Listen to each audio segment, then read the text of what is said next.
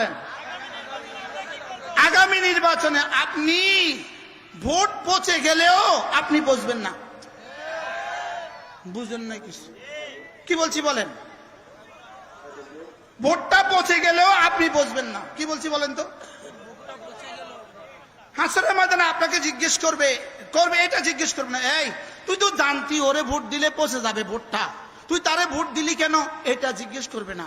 বলবে তুই তো জানতি এই ভোটটা দিলে সে দুর্নীতি করবে, তুই তারে ভোটটা দিলি কেন?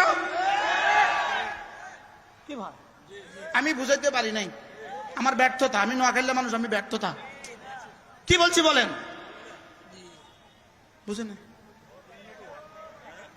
আপনি পচবেন না, ভোট পচবে। উত্তর দেন। আরে ভোট পচলে পচুক, না পচলে নাই, আমি পচবো না। মনে থাকবে তো ইনশাল্লাহ? বলেন। তাহলে আপনি শুধু একটাবার ভাববেন, এই যারা দাঁড়িয়েছে এদের মধ্যে দেখি কার কালেমাটা শুদ্ধ, কার বিসমিল্লাহটা শুদ্ধ, কে একটুখানি নামাজ পড়ে, কে একটুখানি কি পড়ে বলেন, কে একটুখানি মাঝে মাঝে আল্লাহ রসুলের কথা বলে।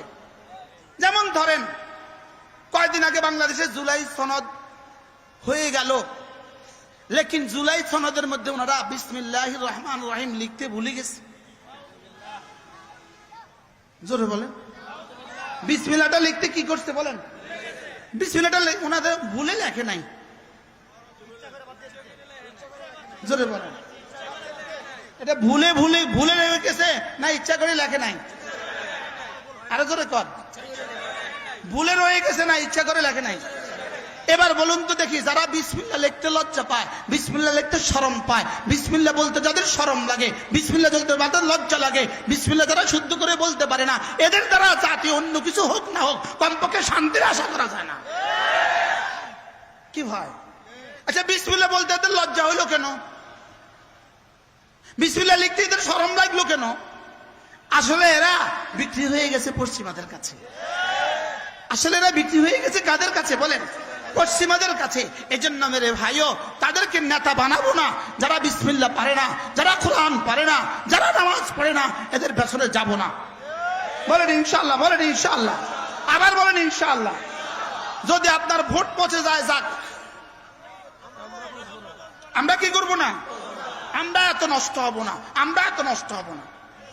কি ভাই আমরা কি হব না বলেন? আমরা ভোট কাকে দিবেন বলেন? ভুলে গেছি। কি ভাই?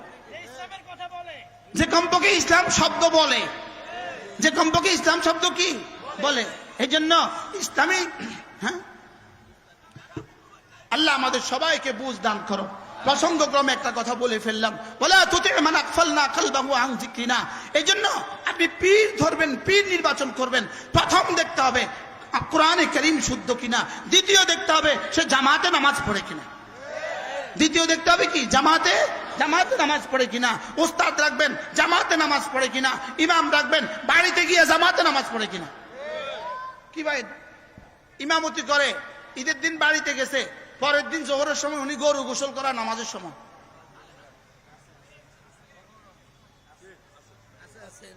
আমি বলতাম, আমি মাঝে মাঝে এরকম বলি, আমি গ্রামে গেলে বলি আর কি, আমি বলি আচ্ছা ও আমরা তো ঢাকা